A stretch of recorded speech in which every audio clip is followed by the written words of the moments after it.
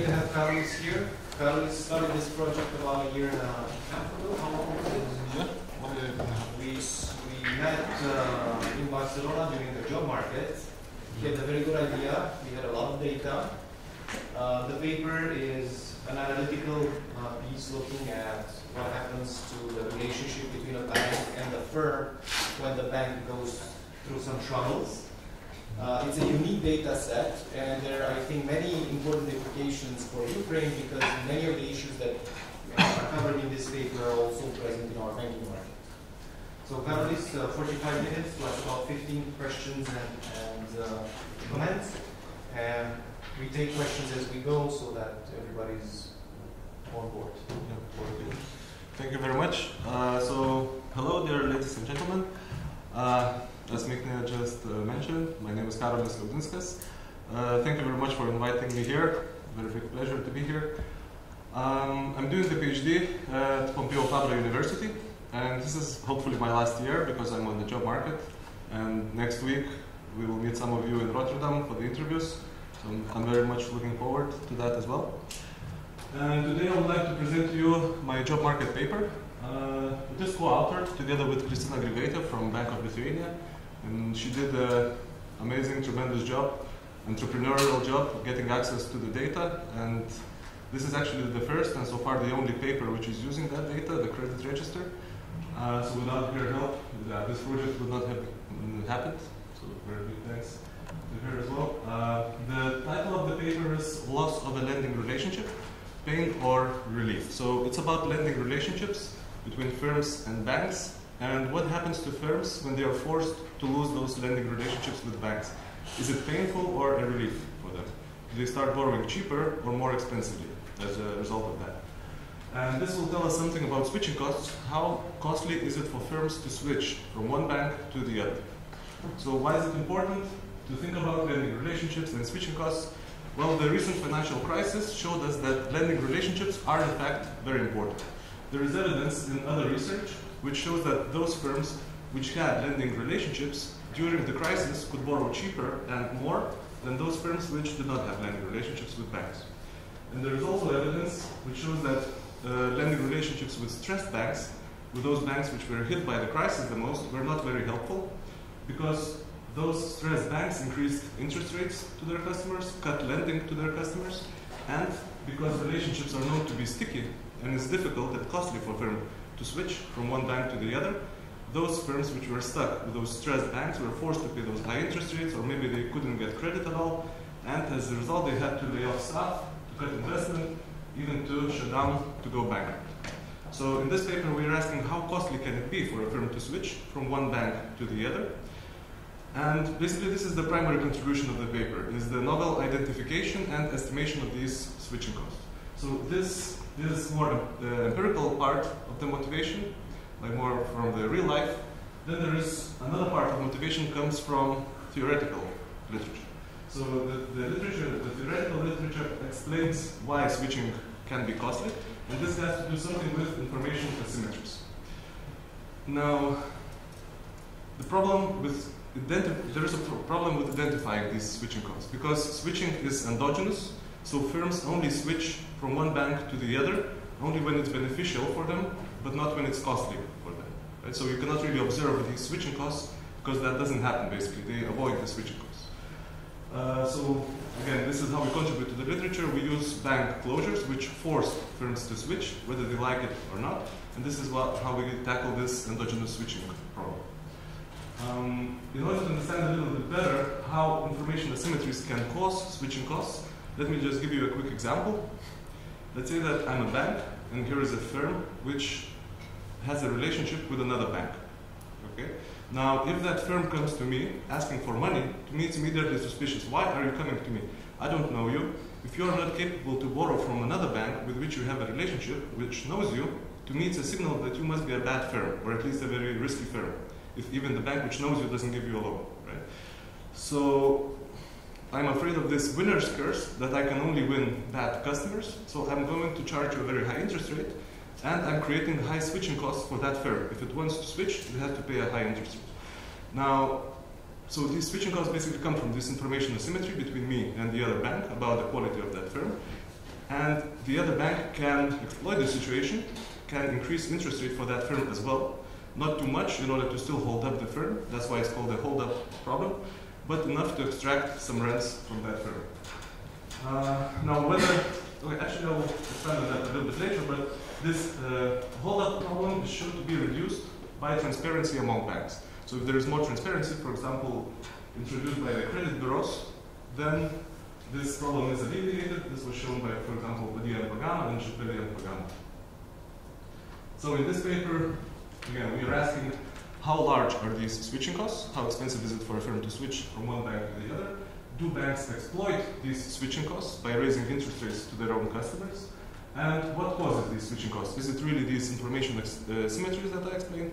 Or maybe it's some other costs, some shoe leather costs, so that it's costly for a bank, for a firm to walk from one bank to the other. Like a silly example, but just as an example. So again, our contribution to the literature is providing the novel identification and estimation of these switching costs and hold-up costs at the same time. And how do we do this? We use the credit register provided by the Bank of Lithuania, so it's loan level data. And we have quarterly data from 2011 to 2018 on all the loans, almost 200,000 of loans, between all firms, almost 36,000 of them, and all banks, almost 12 of them. And what is special about this credit register is that it sees all the firms, basically. Because in many other places around the world, credit registers have some threshold of loan size from which onwards those loans get included into the credit register. Here we see all the loans between every firm and every bank, so even the smallest loans taken by the smallest firms, which are usually the most opaque. So people don't know much about those smallest opaque firms. So this is one advantage of this credit register. As I mentioned, this is so far the only paper which is using this credit register. And another good thing we have is the interest rates, which is also not always the case in credit registers. Besides interest rates, we also see loan amounts, maturities, collateral values, loan types, whether it was a leasing contract, a term loan, or whether, mortgage, things like this. Some information about the firms, so we see in which industries firms were operating, and we see if those firms had any repayment delays in every given quarter on their loans. So this tells us a little bit about the quality of those firms as well. Okay, and another thing that we use is two simultaneous closures of banks, which happened almost at the same time, within 12 days, in the same quarter, in 2013, the first quarter, and these closures exogenously forced firms to switch. Whether they like it or not, they had to find new banks, because these two banks ceased to exist. So what happened was that first, a healthy bank left the market. So it was a large international bank, which was operating all over Europe, and even outside Europe, and then they decided globally to cut down costs. So they moved away from some regions in Europe, and they moved away from Estonia and Lithuania, and they stayed only in Latvia, where they had, well, it was in the middle geographically, but it was also the largest and the oldest office that they had. And they claimed that officially we are trying to reduce our costs, so we are focusing on our operations in the Baltic countries just by focusing on Latvia. And I have more evidence in the paper that it was actually a healthy bank. For example, the customers of that bank had the least frequent repayment delays as compared to any other bank at that time in Lithuania. Basically what this meant for the customers was that they still had to repay their old loans to that bank, to the Latvian branch, but they could not take new loans. In theory, they could have went to Latvia, take new loans, but at that time they had different currencies, Latvia and Lithuania, so it was not really feasible. And in the data I see that firms slowly switched to other banks in Lithuania, other Lithuanian banks. Another bank that was closed was a financially distressed bank, and it was shut down by the regulator because Bank of Lithuania uncovered that the total value of assets was lower than the total value of liabilities, so they basically had to shut down the bank. And this was unexpected news even to the government, because some governmental institutions were holding some large uninsured deposits with that bank, and so they lost a lot of money as well when the bank went back. And there were even some questions in the media to the central bank: why didn't you warn the government that maybe they could save the taxpayers' money?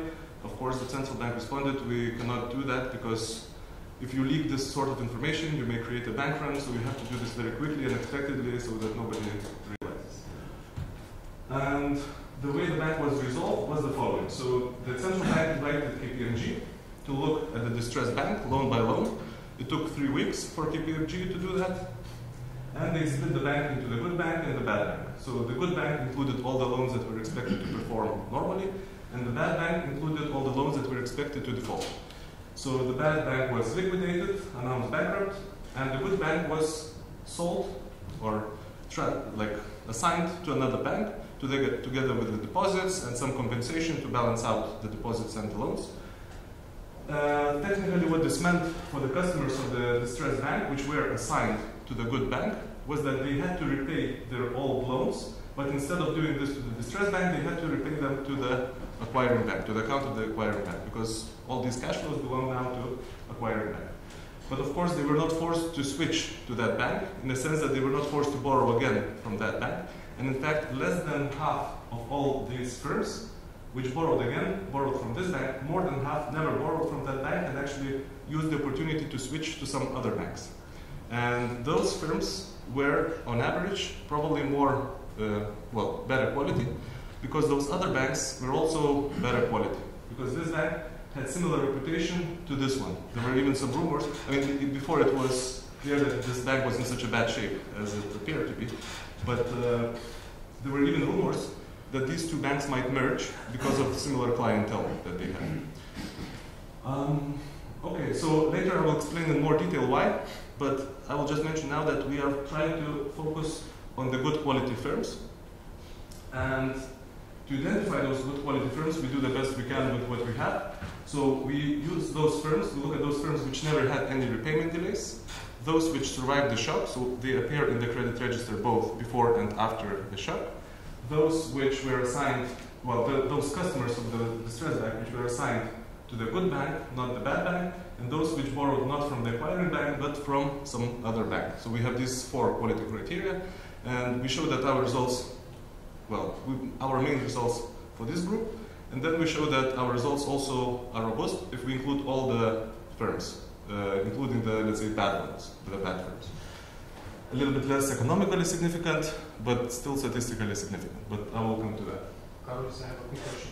It would be useful when you say that some of the firms that went to the good bank decided to acquire another banking relationship, to show some aggregate statistics of how, in, let's say, 2 firms of the same size, industry, etc., who were with a good bank, how their interest rates, loan amounts, LTV, some of the important characteristics of lending changed as a result. Right? I mean, this would be super simple in the sense you don't need to control. You could also control, but the claim now is that we already know that the ones who go towards the other banks are doing this because they can get a better deal. Yes. And if that is the case, then we should see it in the data, either higher LTVs for the same cost, or higher values of loan if needed, or lower costs. Right? Either one of these should be there. So between these 2 groups, control group, and we should see some difference, because now what we're doing, we're just splitting up the portfolio of these into different groups. Yes. And this could actually be the motivating start, which is, okay, if you take a bank and you split it up and you allow firms to go around, what do we observe? Yeah. Right? The ones who hold relationship might have a lot of such so-called relationship capital. That's why they decide to stay with the acquiring bank. The other ones might not. Yes. Very good point. I mean, this goes a little bit beyond our main question, but true, we could actually show it with the data. I will show you a little bit of a split, basically. What happens to the ones which stay with the acquiring bank and the ones which switch to other banks. You will see that those which switched to other banks started borrowing more, cheaper. And I mean, there is no causation there that we're not claiming that, because of course they might have chosen to switch because they started borrowing cheaper, of course. But I will come to that part. Okay, so let me just give you the main findings quickly. First of all, we find that the closure of the healthy bank did not affect its customers' borrowing costs, but the closure of the financially distressed bank reduced its customers' borrowing costs by approximately 0.1 percentage point on average, and these borrowing costs immediately converged to the market average. I will show you a graph on that later. And this drop was especially large for firms which were lacking other lending relationships. This drop was approximately 3.5 percentage points. We call these firms exclusive customers of the bank, so they only had one relationship with this bank. And this drop was smaller, quite surprisingly, initially, for those firms which had very long relationships with that bank. Why surprisingly? Well, it's because if those firms had very long relationship with the bank, they might be more dependent on that bank, so they might be more exploited, but we see the opposite actually. So there are some explanations, and I will address this at the end. This is a little bit tangentially related to our main question, so I do at the end of the presentation, if we have time, I will run through some more analysis to test this observation. So the rest of the talk, the rest of the presentation is structured as follows. First, I will introduce you to the theoretical framework. Then I will show you a little bit more details about the data, institutional setting, and the shocks. Probably I'm not going to spend much time there because I already explained to you a little bit about the data and the shocks. Finally, I will present you the results and address some endogeneity concerns, and conclude and highlight the contribution again to the literature. So, in theory, lending relationships can be both good and bad. So why can they be good? First of all, that's because repeated interactions reduce asymmetric information between firms and banks. Right? So as the firm gets to know the bank better and better over time, there is less and less uncertainty for that bank about the firm. So the bank can offer the firm a smaller and smaller interest rate. At the same time, these firm-bank relationships create information asymmetries across banks. Interbank information asymmetries, because while one bank is getting to know the firm better and better, other banks are not getting to know that firm better and better. So there's more and more information asymmetry across banks about that firm. And this is what leads to adverse selection of firms willing to switch banks and makes switching costly for good quality firms. So in order to understand this sentence a little bit better, let me show you the quick visual model. This visual model is based on the theoretical models of Scharf, Rajan, and Van Haven. So let's say that there is bank A, which is lending to two types of firms. Bad firms borrow at 15%, good firms borrow at 5%. And the bank A knows whether those firms are good or bad because it has a lending relationship with those firms. Now let's say that there is another bank B, which is doing exactly the same thing. And if, let's say that one bad firm and one good firm tries to switch from bank B to bank A, but bank A doesn't know these firms very well, so it receives only the noisy signal, according to these theories. This, you can imagine how it feels more in reality. Let's say the bank A sees that these firms are probably good, not necessarily good, so the break-even rate should be somewhat higher to charge them than 5%, so on average, let's say 8%, let's assume. The same thing with bad firms. They see that these firms are probably bad, but they might turn out to be good actually. It's a noisy signal, so we can charge them, let's say, a little bit less than if we knew that they were for sure bad. So let's say 12%. In this case, bad firms would love to switch because now instead of 15%, they can pay 12. For the good firms, it's costly to switch because now instead of 5, they would have to pay 8. So they will not switch. And this is exactly what I mean by saying this leads to adverse selection, willing to switch banks, and makes switching costly for the good quality firms. If Bank A realizes that only bad firms are coming, basically it's subject to this winner's curse, right? It can only win bad customers. So it can charge everybody 15%, whoever comes. This means that if a good firm tried to switch nevertheless, it would be mistakenly assumed to be a bad firm and would be charged also 15%. So the switching cost for the good firm would be 15% minus 5 would be 10 percentage points. Bank B can abuse the situation and charge this firm instead of 5, 14%, for example. It's still cheaper for this firm to borrow here than here, so it's still holding up that firm, and it's extracting rents from that firm. And these rents are equal to, well, we can call them hold-up costs for the firm. They're equal to 14 minus 5 would be 9 percentage points. So if we can estimate these hold-up costs, then essentially, at the same time, we are estimating the lower bound of the switching costs. Because if firms agree to pay the hold-up costs instead of switching, it means switching must be even more costly than staying. Now, whether or not Bank B would do that depends on how much it cares about reputation. Because if everybody in the market knows that Bank B is exploiting its customers, it would be difficult for that bank to attract new customers in the future. But if Bank B is financially distressed, it might not care about reputation, it might care about surviving today. So it might want to squeeze everything what is possible from its customers today in order to survive another day. Now, if such a bank would suddenly disappear, all good firms and bad firms would be forced to switch, and by switching, the good firms would no longer signal that they are necessarily bad. In other words, the Bank A would not be afraid of this winner's curse anymore, because now they actually have a real chance to attract the good firms. So they can charge them as initially intended, let's say 8%, cheaper than before. So if we observe this drop from 14 to 8, we essentially see the lower bound of the hold-up cost, which is in turn the lower bound of the switching costs. And this is what we see in the data. One important thing what this theoretical framework explains is also why we care about the good firms.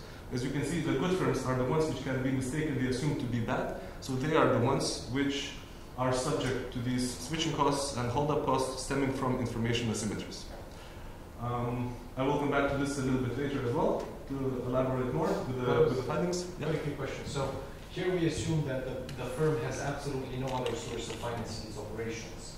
Yes. But in corporate finance, we know there's pecking order, there's all these things. So the 9% bound actually is conditional on this firm not having no other alternative. And internal funds, in many cases, are used as that.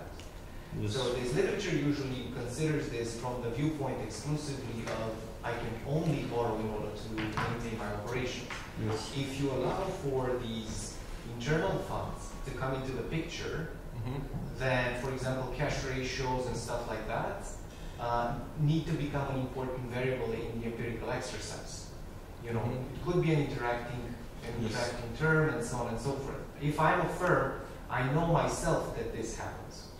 So I would not allow myself to go into that situation. I would save up and I would maybe use the banking relationship only when there's absolutely no other alternative. Yes. Of course, we end up to the initial problem because the banker can anticipate this, but this is a very complex game. There's a second part in the literature, which is very important here, is that some firms borrow to signal how healthy they are. If you remember, especially why do some companies go and do expensive IPOs, to say to everybody we can afford it. So in some cases, the firm might willingly accept the high costs simply to say, oh, I have such good opportunities that I can afford it. Yes, true. I mean, very good point. Really, you might need to take this into account. I would have to think a little bit more how to incorporate this, whether this would underestimate our cost, overestimate our findings, and so on. What I can say now, at least, is that these firms, as I already mentioned, they are majority, or I will show you actually in the summary statistics, majority of them are really small firms. So arguably, for them, the primary source of funding would be the bank.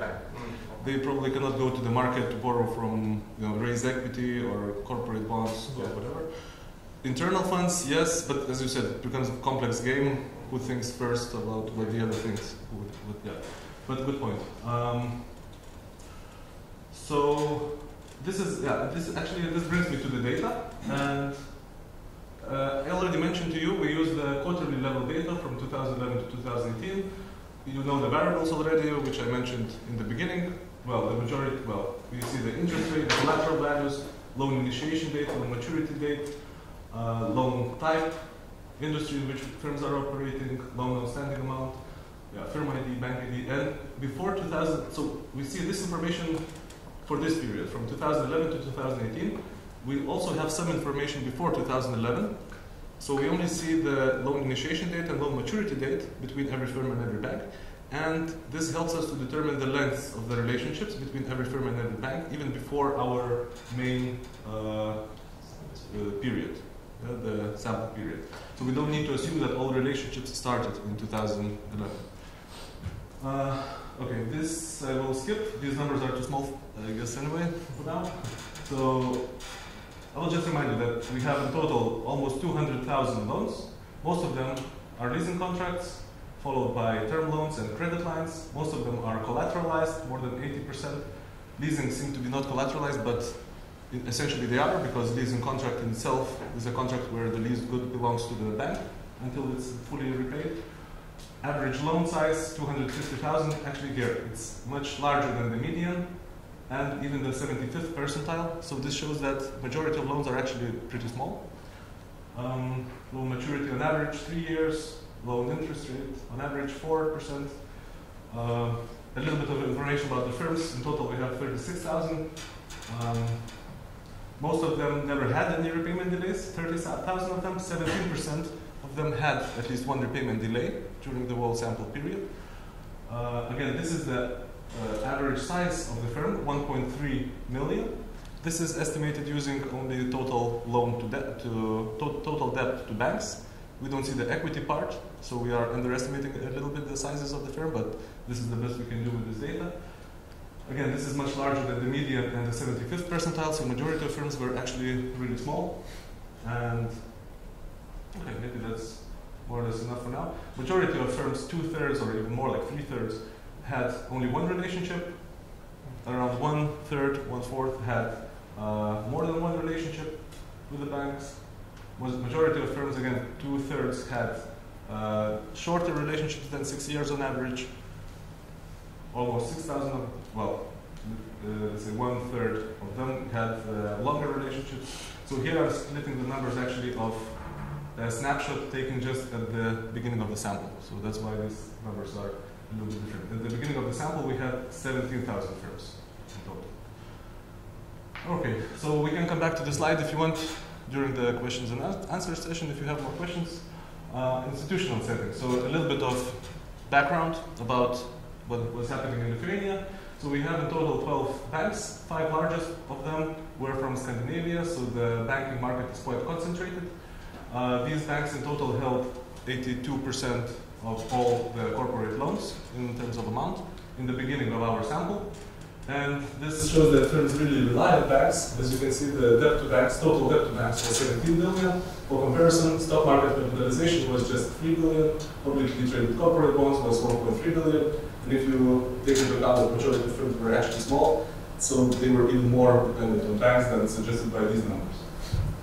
Lithuanian economy in 2011 sharply recovered after financial crisis. GDP grew by 6%. Banks' profits almost reached a record high pre-crisis level, as suggested by the Central Bank of Lithuania and the report. Interest rates throughout the whole period were declining due to the expansionary monetary policies of the European Central Bank. And one important thing is actually that there was quite a high transparency in the Lithuanian market because of the credit bureau. It's called Credit Info.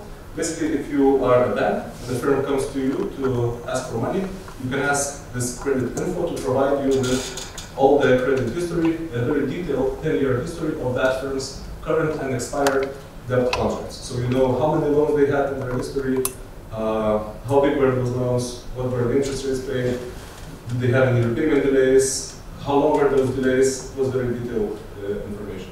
So if our results matter in such a transparent market, they might matter even more in less transparent markets. This gives us a little bit more confidence in the external validity of the results. A little bit more about the closures of the banks. I'll just remind you, we had the healthy bank and the distressed bank. The healthy one had 8th largest corporate loans portfolio. The distressed one had the 6th largest corporate loans portfolio.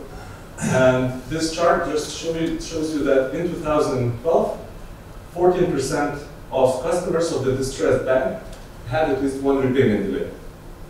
And the same number for healthy bank was just around 3%. So 3% of the customers of that bank had at least one repayment delay. So this shows that the distressed bank was actually the most distressed from all the banks in Lithuania. These are all other banks. And the healthy one was the most healthy in terms of the quality of their customers, the way that we can identify. So this brings us to the main results. These are the average borrowing costs over time for 2 groups of customers, the customers of all other banks and the customers of the distressed bank.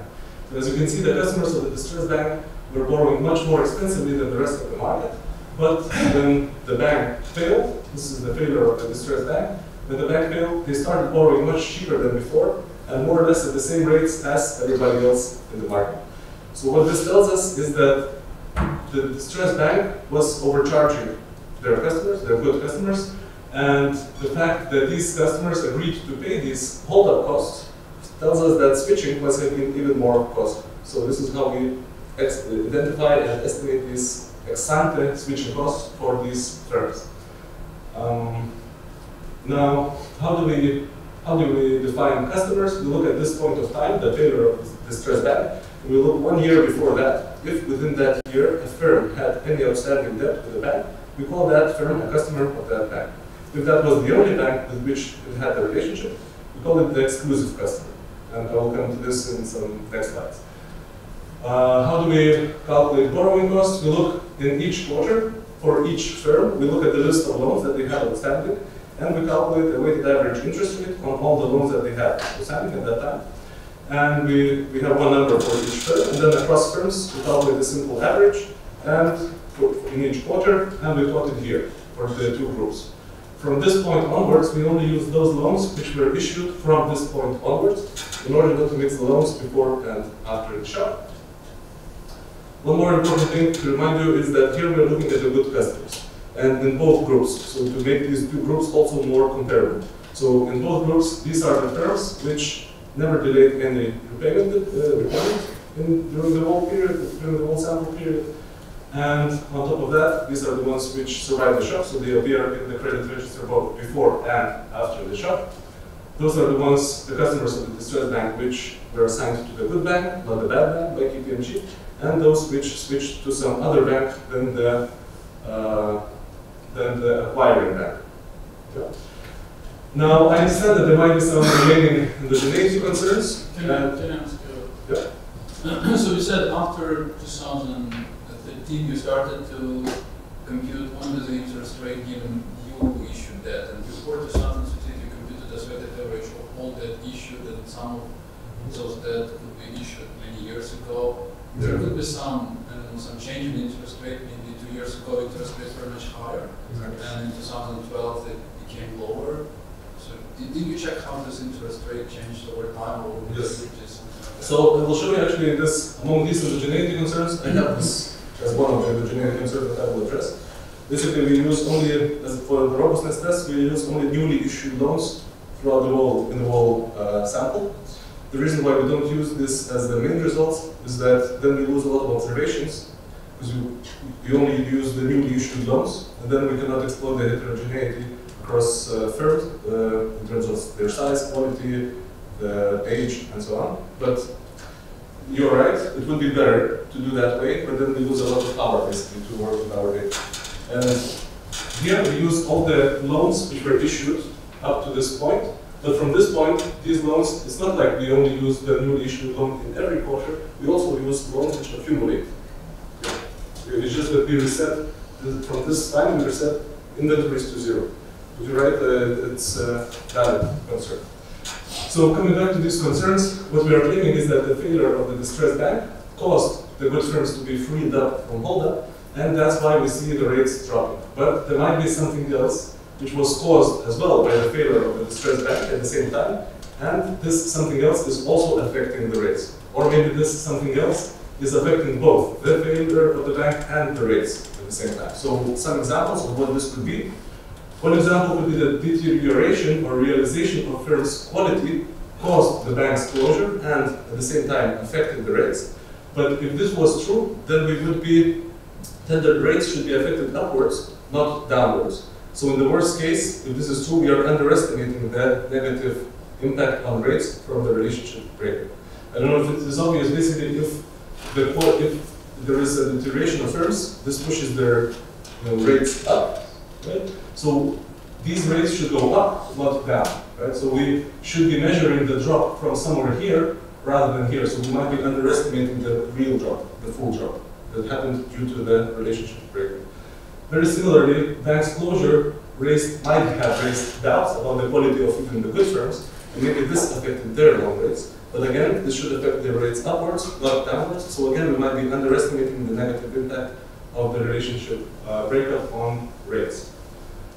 Another concern would be that the bank's closure made an auditor to review assets. KPMG did that, reviewed the assets, and split the banks into the good one and the good bank and the bad bank, and to stamp basically these firms as good ones and bad ones, and maybe this affected the rates and made the rates drop. Perfectly valid concern. So first of all, even if this is true, this doesn't change our main conclusion, which is basically that the distressed bank was overcharging its customers before. And on top of that, we still do we still run a robustness test to disentangle between these two stories. What brought the rates down? Was it the transparency introduced by KPMG, or was it the lack of the winner's curse, as shown in the theory? So I showed that, well, as I mentioned already, it took 3 weeks for KPMG to look through all the loans, and if we use only those firms which switched during those 3 weeks, so after the shock, but before it was clear, as stated by KPMG, who's good and who's bad, we still see almost the same drop, basically identical drop and still statistically significant drop. Another concern could be that the bank's closure made another bank buy the good portfolio. So this acquiring bank bought the good portfolio, and maybe the pricing strategy of this one bank is affecting everything. But as I already mentioned, we are here looking only at those firms which never switched to that acquiring bank. They switched to somewhere else. So this does not apply to our case. Another concern could be that the bank's closure forced firms to switch, not only good firms could switch, and this is affecting the average observed interest rates.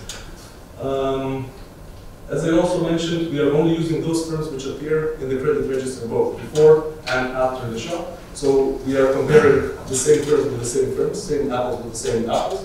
And even if those firms are the best or the good ones because they survived the shock, these are the ones that we want to look at. As if you remember from the theoretical framework slide, the good firms are the ones which in theory should be affected by the switching cost stemming from the information asymmetries. Another concern could be that, okay, then to alleviate this concern that still, there might be some concerns that we still have a selection bias because we are selecting on some specific criteria, the good firms, maybe we are missing some firms which are still, maybe some medium firms which could be exploited as well. So to alleviate this concern, we use all the firms that we have, the good ones and the bad ones, all together, and we show that we still see a statistically significant drop in the borrowing costs, not as large as before. And why? That's because, well, actually this brings us to another concern. The thing is that maybe some other shoe-leather costs were responsible for this drop. But then we should see the same effect not only for the good firms, but also for the bad ones, because for them it's also costly to walk from one bank to the other. And if we split this line, which represents all the firms together, into the good ones and the bad ones, on one of the 3 criteria that we have, so here we see that, for example, those firms which were good, those which had no repayment troubles in our sample period, those experienced the drop, the other ones did not experience the same drop. If we split them differently, those which were assigned by KPMG to the good bank and those which were assigned to the bad bank, you see that the good ones experienced a drop, the bad ones experienced actually a hike. The interesting thing is that these bad ones were borrowing cheaper before than the good ones, and this is explained by the fact that most of these firms which were assigned to the bad bank were related personally to the owner of the distressed bank. So they must have received some preferential treatment as well. Another way to split the firms is by looking at those which switched to the acquiring bank and those which switched to other banks. That answers to your question before. So as you can see, those which switched to other banks, those experienced the drop, the other ones did not experience the drop. Another concern could be that banks, perhaps they required more collateral, and therefore they could lend cheaper. Or maybe some other loan characteristics were involved, maybe different maturities or different loan sizes, right? So maybe this drop is explained by the fact that now they were requiring more collateral basically. But we run the same analysis, just using instead of the interest rates, we use collateral values, maturities, loan size. We don't see any significant changes, neither upward nor downward for the other loan characteristics. Another concern could be that all loans are driving the results, and actually this is one of your concerns that you had before. That maybe these firms were stuck with the old loans, and here we reset everybody's loans to 0, and maybe that's why you see the rate dropping. So as a robustness test, as I already mentioned, we do the same analysis using only newly issued loans in every quarter. And we still see very similar drops, statistically significant drop. Again, we lose a lot of observations because of that. That's why we don't use this as the main results, just as a robustness test. Another concern would be that the market concentration changed, right? Because two banks closed at the same time. Now there's less competition in the market. The interest rates might be going up. But if that affects both groups, the treatment group and the control group equally, this would not be a problem in our setting. According to Klemperer, though, free firms, those which are not locked in the relationship, might be affected more by competition than those which already are locked in the relationship. So for those free firms, interest rates might be pushed up more than for the others. That's why, again, we might be underestimating the negative drop in the borrowing costs as caused by the relationship breakup. And we do some more robustness tests showing that our results are not dependent on which loan types we use. So for both leasing contracts and term loans, two most popular loan types, the results are robust. And we also show that they are robust if we use, instead of using, well, we use a different control group. Instead of using customers of all other banks, we just use customers of one most similar bank to the distressed bank. And the results are also robust. So the next thing we do is we split this line into two and this line into two, and we show that the exclusive customers of the distressed bank were the ones which were exploited the most, and they experienced the biggest drop in their borrowing costs, a really massive drop from 8% to around 4% interest rate on loans. If we split this line into two, this one and this one into two, we show that the exclusive short-term customers were the ones exploited the most, followed by exclusive long-term customers, followed by non-exclusive short-term customers, and non-exclusive long-term customers. So this suggests that long-term relationships might be somewhat beneficial as compared to the short-term relationships, and I will come to this as well. These are the results for the healthy bank. These are the customers of the healthy bank. They were borrowing cheaper than before, but that's probably because they were on average better firms. And when the bank left, they switched and they continued to borrow more or less at the same rates as before, and with the same gap from other firms as before. So this tells us that these reputational concerns, which I was explaining in the theory part, they might be actually playing a big role in the firm's decision, in the bank's decisions to exploit their customers or not. The healthy bank might be concerned about its reputation, so it might not exploit its customers. The distressed bank might not care so much about reputation, but more about surviving. That's why you might see that they are exploiting their customers. So just to see if all these results are statistically significant, all these drops, if they are statistically significant, we run the difference regression. So we regress the borrowing costs on two dummy variables, after and close. So after is equal, I already explained how we calculate the borrowing costs, the same as in the charts. After is equal to 1 if period Q is after the shock and 0 otherwise. Closed is equal to 1 if firm F was a customer at the moment of the shock of the distressed bank or the closed bank in general, and 0 otherwise. And what we care about is this beta 3 coefficient on the interaction term. If it's negative and statistically significant, this will tell us that after the shock, the customers of the closed bank experience the biggest drop in the borrowing costs. Then we do the same with the triple interaction. So if beta 7 is negative and statistically significant, this will tell us that exclusive customers of the closed bank after the shock experience the biggest drop in their borrowing costs. And we do the same with quadruple interaction, including this short-term, long-term relationships variable. And these are the results. As you can see, the double, the triple, and the quadruple interactions, they are all negative and statistically significant, with and without fixed effects. So this just tells us that what we had seen in the charts, all these results, they are in fact statistically significant drops. And if we look at the results on the healthy bank, we don't see any of these same coefficients significant, which is again in line with what we have seen in the chart. Now, to answer a different question, so this tells us that the rates really dropped. Another question is, do they really converge? Because as we saw in the main chart, firms started borrowing cheaper and more or less at the same rates as everybody else. Does this really happen? We do this loan matching analysis. We identify the exclusive customers of the bank, of the closed bank, and when they were forced to switch, they took the first new loan from their new bank. We call that loan a forced switching loan, and we match it with another loan, which was taken at the same time from the same bank, but another firm, which was an old customer of this bank.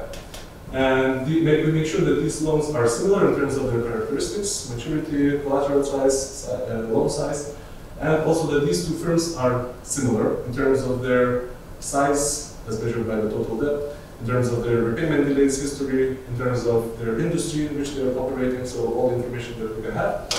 And we match every fourth switching loan with as many as possible non-switching loans. And when we calculate the interest rate spread, so the rate of this loan minus the rate of this loan, and we regress these spreads on a constant, which basically means calculating the average.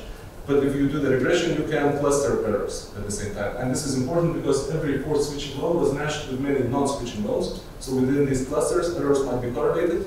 So to address that, we do the error clustering and run the regression on the constant. And this is the result. Yeah. So you can see that the total, these are the variables on which we match the rates, the firms and the loans. And you can see that the average spread was very, very low, just 3 basis points, very close to 0. And this is not statistically different from 0. Although if we split the sample into those pairs where the old customer is very old customer, and those pairs where the old customer is relatively young, not young customer, but the short-term customer of that bank, we see the following, that the newcomers were borrowing more expensively than the very old customers, but cheaper than short-term customers. So this again suggests that in the short term, relationships are costly, and in the long term, they might be beneficial. So in order to test this idea, we run the panel regression using all the whole panel that we have to see if this is generally true. So we regress the interest rates of loan L issued between firm F and bank B in quarter Q on the length of the relationships, and this specification allows us to capture this relationship if it exists. And we control for other loan characteristics and for fixed effects. So, for example, firm times quarter fixed effects allows us to control for these firm-specific time-varying characteristics like firm quality, age. So basically, the identification comes from those observations where the same firm borrows from more than one bank at the same time, and with these two banks, it has different length of the relationship. So there is still variation across banks. We also use firm times time fixed effects. So for example, maybe the owner of the firm might know the owner of the bank personally, and this might affect the length of the relationships, but also the interest rates of the relationships. So this would bias the results. So we control for these kind of cases as well. So here actually that idea of liquidity can be checked because you can look at short-term assets to total assets as a ratio if you have that data. You could try to use this as an explanatory variable here. Because, and then interact it with different. But we only see the loans, short-term loans, and now we don't see no cash or security holdings. That would be good to have. Yeah, and so basically the results are the following. We see that both coefficients of interest, the beta 1 and beta 2, they are statistically significant. One is positive, one is negative, with different variations of fixed effects. So column 4 is representing the same regression specification as we have here. Column 5, even a little bit more conservative, with more fixed effects interacted with loan type. And if we draw the fitted values or predicted values of these two regression specifications, 4 and 5, we see that indeed, holding everything else constant, in the beginning of the relationship, the interest rates tend to increase, but then they turn around, start decreasing, and around 6-7 years later, relationships seem to start to pay off. So this finding is a little bit tangential to our main analysis, but still this explains, this squares very well with what we have seen before, right? That the long-term relationships seem to be beneficial as compared to the short-term relationships. So just to conclude, we find that relationships with health banks on average are neither beneficial nor harmful, but in the short term they seem to be harmful, but in the long term they seem to pay off. And we find evidence that relationships with distressed banks can be harmful and difficult to escape. And we show that closing such banks may help good firms to borrow cheaper somewhere else. And in theory, this is explained by the switching costs, which are stemming from information asymmetries. So the contribution that we make to the literature is the following. We contribute to the literature on switching costs. For example, Leonido and Angela, Bonfim and all, they show that switching costs exist and they stem from information asymmetries. But whether or not banks exploit these information asymmetries to hold up their customers is mixed, and we add to this literature as well. And we also add to the literature on banks' health. For example, Slovin et al. Shows that when a bank is in trouble, then the customers suffer as well, as shown by the stock prices of these customers. Vashin and Schaffstein shows that when the bank is in trouble, they cut lending to their customers. Santos shows that when the bank is in trouble, they increase interest rates to their customers. So in line with Santos, we also show that the distressed bank increases interest rates to their customers, but we contribute by demonstrating how these holdup costs disappear when the financially distressed bank is closed. And this serves as a novel identification of the holdup problem and also the novel estimation of the holdup costs and switching costs. So thank you very much. Sorry for taking a little bit longer. We have you. Any questions, comments? Thank you much. This is not so much a question, it's a comment, or we should go back to your movements. This very interesting that the relationship with house banks is really beneficial and harmful, but not house right? But in advance you don't really know, right? As a customer you don't really know what bank it is. So I was just wondering, are there any early warning signs or something that you can identify that I'm looking at a relationship with a bad bank and I do not want to invest further into that? Good question. I'm not sure. If I was a firm, I would probably rely on the reputation, what they hear around. Maybe some more business people who are taking loans from that bank. If it's difficult for them to find financing somewhere else later, maybe that would be my approach if I was on the practical side. Yeah, because 7 years, this is what you show, right? It takes 7 years to basically get to zero cost, right? That's a long time, right? Yeah. There are only that many 7-year periods in your life. So, Yeah, most companies die within 3 years. Exactly. Life. So how can a company exploit the finding that you have received? Yeah, for the young companies just starting ones, it might be difficult. Well, one of extra difficulties to go through actually for. Rather than banks, it's friends and family,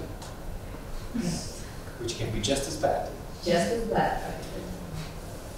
I was also wondering that in your sample you have 36,000 firms or so, Yes. right? And what is the total number of firms in Lithuania? So Is what kind of share of firms does your sample cover? basically, this covers all firms which borrow from the banks. So Yeah. because they enter the credit register. So we see all the firms which enter. Even if those are foreign banks, because you mentioned that some banks can borrow from Latvia. Yes, since these are, okay, we only see those firms, those loans, basically, which were issued between a Lithuanian firm and the bank which was registered. So that was my question. I would assume that's a large number, right? 90% something. I would be very surprised if it was a small fraction. I think it really, up until now, I assumed the clear majority of firms, maybe more than 90%, maybe even 97%, I'm guessing now. But because at that time also we had Lithuanian litas, not euro, so to borrow from abroad, it was not very common. Actually, I have some in the paper. There is some more description. I think we exclude like 1 or 2% of loans which were issued by Lithuanian banks, but in different currencies, in euros and so on. So the demand for different currencies was also low. So borrowing from foreign banks, I don't think it was very feasible and very common. I also had a question about this credit bureau. Is this a mandatory thing to do, to report on every loan? It's a bank that reports, right? I would assume that the bank that provides the loan reports. Yes, so it's voluntarily for the banks basically to join, like to unite in a way to share this information about their customers so that they can later learn about each other's customers. But once they join, they have to supply all information. It's not like the customer can decide, do I want this information to be revealed about myself? itself, or? No, the customer cannot decide. Probably the bank maybe can decide not to contribute any more information about their customers. But it's not like selectively about some customers. It's like either I report everything or I don't report anything. Right? At least, yeah, that would be the idea. Again, you might, this is one part of where this asymmetric information might still be relying, their state still there. You know, because maybe you don't trust the reporting of this threat bank because it doesn't care about its own reputation anyway, let's say. So they might get involved in some loan evergreening, for example, which is like prolonging, instead of showing that my customers are bad, they can just say, okay, I increase the maturity of your loans, pay me later, but I don't want to show that my customers are bad. You know? So they could really manipulate, in a way, the information about their customers that they contribute what everybody wants to see. So the information is reported after the loan is repaid completely, right? Or something like that. It's reported Not during. also existing loans. During the time as well, because if you delay payments, that is reported in. You see all existing loans right now and all the history of all expired loans as well. This is also to prevent that you end up with extremely high LTVs in the aggregate, because you go to one bank, you say, oh, I have this house, I'm using that as collateral to get a loan from you, and then you go to another bank who does not talk to the first, and you get another loan and your LTV is 150 or Right. so that's why they do this. And they even have this credit bureau that collects information even from companies like mobile phones, energy companies, you know, to see if you pay your bills on time as well. They provide information about people as well, personal information. So it's not only banks actually, but credit also relevant for other suppliers of other services as well. And what is the share of non-performing loans in that? This is not related to what you have discussed, or not approximately. I mean, I could think of what I have. Now, if I have to make an educated guess on this, I would say, I will look here, as you can see.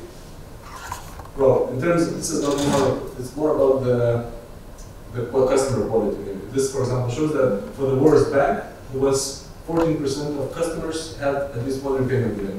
One repayment delay doesn't necessarily maybe put you immediately in the non-performing loans. So this number should be probably even lower, I don't know, maybe around this, I would say. 5%. Yeah, 5-6%, something like that, I would guess. But to see that exactly, I didn't really calculate. For credit cards, usually is between 2 and 3%, but this is consumer loans. In the same. Yeah, worldwide. Yeah, and there's not so much difference actually among countries, which is also very But interesting. credit cards are okay, right? Because in Ukraine, this is what we for us, right? Okay, so who don't pay back? Non-performing loans. So Not okay. So they are either late or not, both. But we don't know how much of, because you know many of those 14% for the second bank, it's like 10%. They might be delayed, but then they pay everything next period, and then they fall out.